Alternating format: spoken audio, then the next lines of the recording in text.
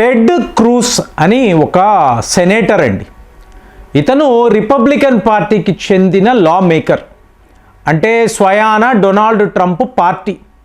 So ఇతని ఒక audio, మీకు ఆడియో లీక్, ఇది ఇప్పుడు ఎంతలాగా అంటే మనము అది వినిపించడానికి ఉండదు, ఎందుకంటే మీకు ఛానల్ని బ్లాక్ చేసేస్తారు.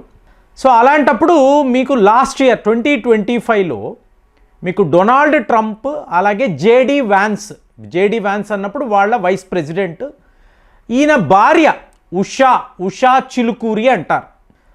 అలాగే మీకు పీటర్ నావరో అని చెప్పి ఇతను అడ్వైజర్ అండి, trade advisor to Donald Trump. So వీళ్ళ మధ్య వేడిగా ఒక చర్చ, ఒక మీటింగ్ పెట్టుకున్నారు. చాలా పెద్ద లెవెల్లో వీళ్ళకి వాగ్వాదం, మీకు మార్చి తిట్టుకోవడము, అసలు మీరు ఎందుకు ఇలా చేస్తున్నారు ఇలాగా.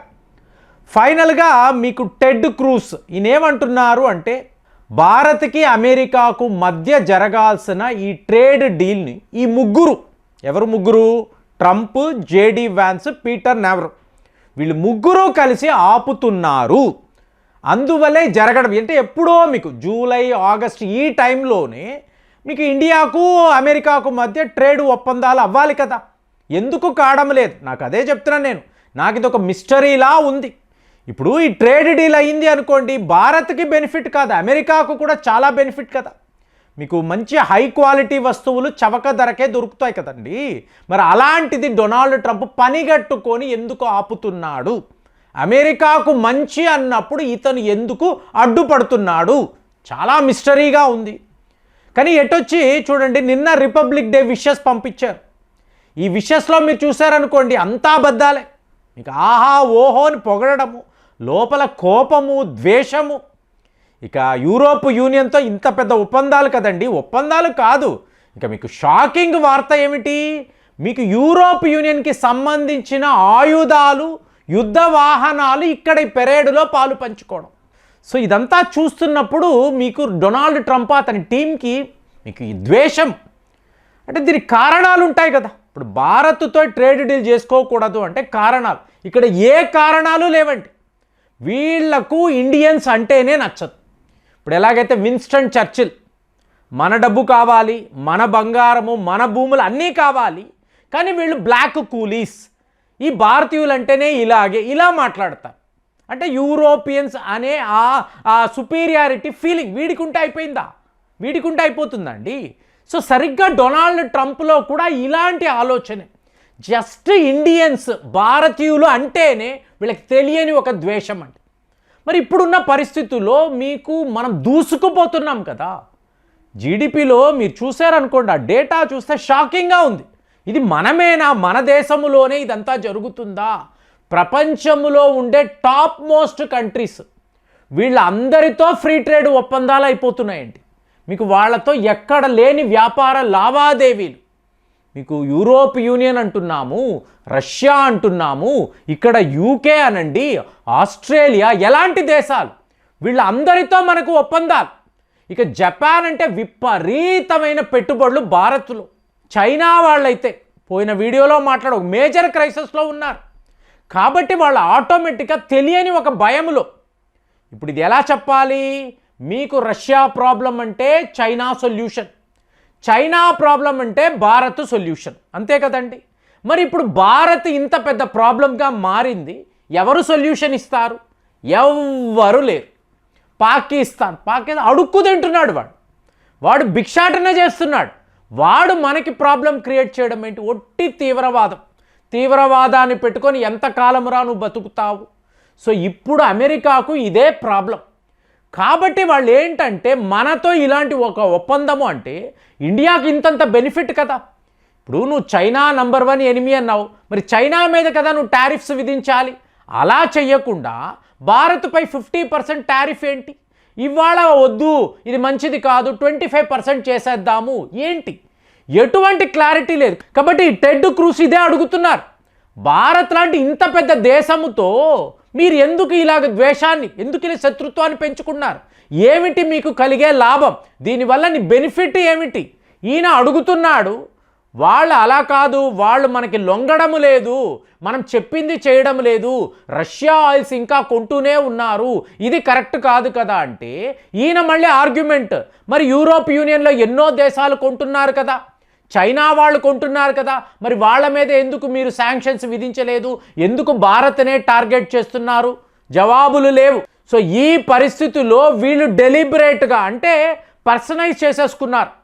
ఇప్పుడు డొనాల్డ్ ట్రంపా నరేంద్ర మోదీ అని అన్నారు అనుకోండి, ప్రపంచ స్థాయిలో మోదీకే సపోర్ట్ ఎక్కువ ఉందండి. ట్రంప్ అంటే ఎవరికి నచ్చడం లేదు. మోరోవర్ మోదీ గారు ఈయనకి ఫోన్ను చేసి ట్రంప్ గారు బాగున్నారా, ఏంటండి ఈ సమస్యలు, ఇవన్నీ మాట్లాడాలి. అవి ఏమీ జరగడం లేదు. మీకు ఒక్క ఫోన్ కాల్ భారత్ వైపు నుంచి అమెరికా దాకా వెళ్ళడం లేదు. ఏమైనా మాట్లాడాలి అంటే మీకు అక్కడ జైశంకర్ గారు లేదా పీయూష్ గోయల్ గారు, వీళ్ళే టోటల్గా మన కాంటాక్ట్స్ అంతా రష్యా, చైనా, యూరోప్ యూనియన్, తక్కిన దేశాలు. ఇక బ్రిక్స్ని మనం ఎంతలా ప్రమోట్ చేస్తున్నాము అంటే మీకు ఏమీ లేదు ఫ్రెండ్స్. ఇది పర్సనలైజ్డ్ అయిపోయిందండి. ఇప్పుడు ఈ డీడాలరైజేషన్ ప్రక్రియ, దీని వలన అమెరికాకు ఇంత నష్టం. ట్రంప్ ఇవాళ అదంతా ఆలోచించడం లేదండి. కానీ నా ఆధిపత్యాన్ని నువ్వు ప్రశ్నిస్తున్నావు. ఇప్పుడు రష్యన్ ఆయిల్స్ అన్నారు, రష్యా వాళ్ళు ఏం చెప్తున్నారు, మనము స్విఫ్ట్ అనేది చెయ్యలేమండి, పెట్రో డాలర్లో మనం ఇలా చమురు కొనలేం కదా, మీకు మాకు మధ్య లోకల్ కరెన్సీలో వ్యాపారం చేసుకుందాం. ఓకేనండి అన్నాం, అంటే డాలర్ని పక్కన పెట్టాం. అలా ఎందుకు చేస్తావు? నేను కదా నీకు అతిపెద్ద ట్రేడ్ పార్ట్నర్ని, నేను చెప్పినట్టు కదా వినాలి. రష్యాతో రూబుల్ రూపీ ట్రాన్సాక్షన్స్ ఎలా చేస్తారు అంటే ఇక్కడ అమెరికా కాదు, ట్రంప్ చెప్పి కూడా మోదీ ఎందుకు వినడం లేదు అంటే, నువ్వు చెప్తే నేను ఎందుకు వినాలి? ఒకప్పుడు ఇదంతా మేము యూరోపియన్స్ సుపీరియర్ రేస్, ఒకప్పుడు, ఇవాళ కాదండి. ఇవాళ మల్టీపోలార్ వరల్డ్లో అలాంటివి లేనే లేవు కదా. ఇప్పుడు ట్రంప్ బెదిరిస్తే భయపడేవాడు ఎవడున్నాడండి? గ్రీన్లాండ్లో ఏమైంది? నాటో వాళ్ళు వెళ్ళిపోండ్రా అన్నారు. ఆ 300 మంది సైనికులను కూడా గెంటివేశారు. మీరు మా గ్రీన్లాండ్లో ఉండకూడదు, ఆ జస్ట్ యాక్సెంట్ని పెట్టి వీడు అమెరికన్ వాడు, గెట్ అవుట్. అలా ఉంది పరిస్థితి. ఏంటి, ఒక డెన్మార్క్, గ్రీన్లాండ్ లాంటి చిన్న చిన్న దేశాలు వీళ్ళే వినడం లేదు. అలాంటిది భారత్ ఇంత పెద్ద దేశము, ప్రపంచంలో ఒక అతిపెద్ద ఎమర్జింగ్ ఎకానమీ, గ్లోబల్ పవర్గా అందరూ చెప్తున్నారు. ఇవాళ చైనా కూలిపోతే అక్కడ భారతే ఉంటుంది.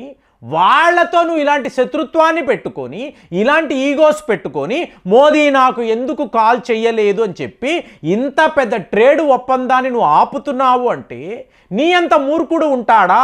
ఇదే డిస్కషన్స్ అండి, పెద్ద లెవెల్లో డిస్కషన్స్. ఎవరో ఎక్కడో కూర్చొని దీన్ని రికార్డు చేశారు.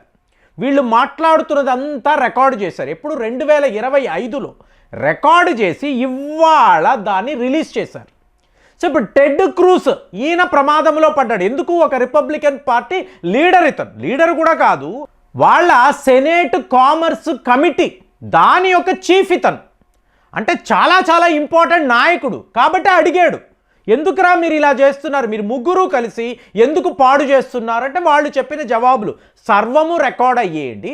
ఇవాళ ఈ ఆడియో అనేది పెద్ద లెవెల్లో లీక్ అవ్వడంతో ట్రంప్కి ఇతని మీద కోపం ఉండొచ్చు, కానీ భారత్కు అమెరికాకు జరగాల్సిన ఒప్పందాలు అప్పుడే ఆగిపోయాయి.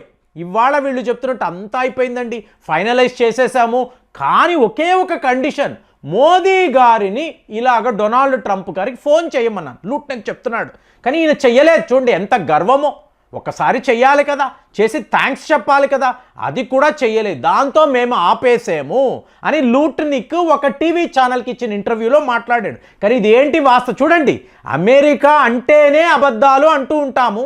ఇవాళ వైట్ హౌస్ సాక్షిగా వీళ్ళు ఇలా ప్రవర్తిస్తే ఆ ప్రజలు ఎన్ని రకాలుగా కష్టపడతారు?